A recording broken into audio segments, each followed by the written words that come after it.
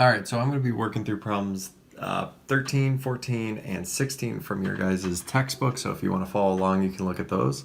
So the first problem asks us to go ahead and figure out what is the sum of the interior angles of this pentagon.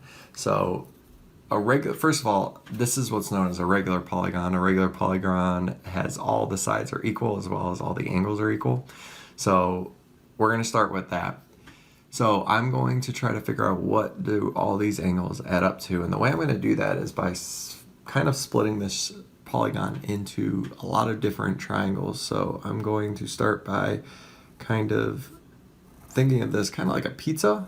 And I'm going to split these into 5 triangles. Now, the cool thing we know about this is because all of these side lengths are the same, all of these angles are going to be the same, and we're going to use that fact in a second. Now, first thing I'm going to do is I want to try to figure out what each of these angles are. Now, I know these are all going to be about the same, or they are going to be the same because of the fact that, again, all of these sides are the same. So all these angles are going to be the same as well. Now, to figure out what these angles are, I need to know what, again, these all add up to. And if you can guess, these all angles will form 360 degrees because that goes around in a full circle. Now, 360 degrees, and there are, again, 5 angles here. If I divide that by 5, I can then figure out what each of these angles are. All right, so 360 divided by 5 is going to be about 72. So each one of these, we call these central angles, is going to be 72 degrees, okay? Now, I want to focus again on not necessarily these central angles, but more of these angles here at the base. Now, when I've separated these, I've kind of cut these down and kind of cut them almost in half in a way. So these base 2 angles are going to be the same, and that's what I'm going to figure out next is what are these angles going to be. So I'm going to focus on just one of those triangles. I know that the top angle is 72 degrees, but again, I want to figure out what like this angle and this angle would be, and again, they're the same. So I can kind of come up with a quick little formula. I know they're the same, so it'd be something like this: x plus x plus 72 equals, and again, triangles, sum, or angles will always add up to 180.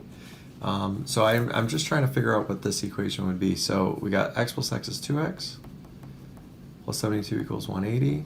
I'm going to subtract 72 from 180 and get to be 108. So 2x equals 108. And then I'm going to divide both sides by 2 to figure out what one angle equals. And I get 54. So one of these angles here is going to be 54, and the other guy also will be 54 because they're going to be the same measure.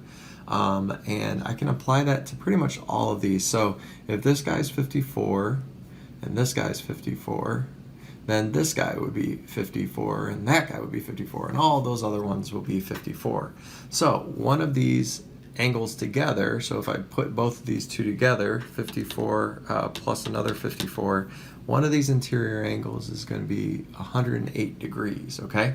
And I have 1, 2, 3, 4, 5 of those interior angles. So if I add up all of those interior angles at the same time, I get 108 plus 108 plus 108 plus 108, or 108 times 5 because there's 5 of them.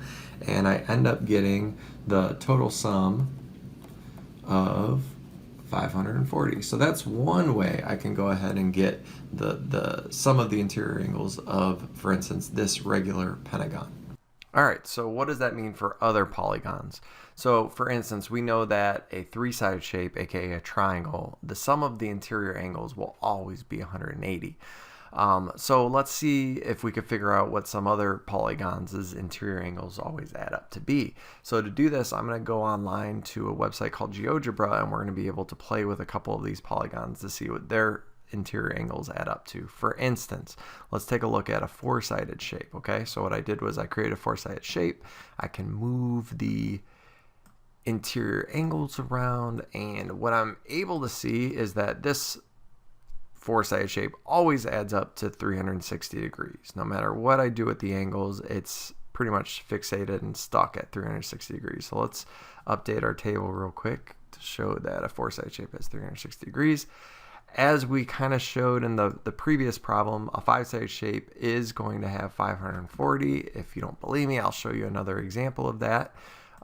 If you take a look at this one, if I move again this 5-sided shape's corners or vertices around, no matter what I do with these angles, it's always going to add up to 540 degrees. Last but not least, let's go ahead and take a look at a 6-sided shape.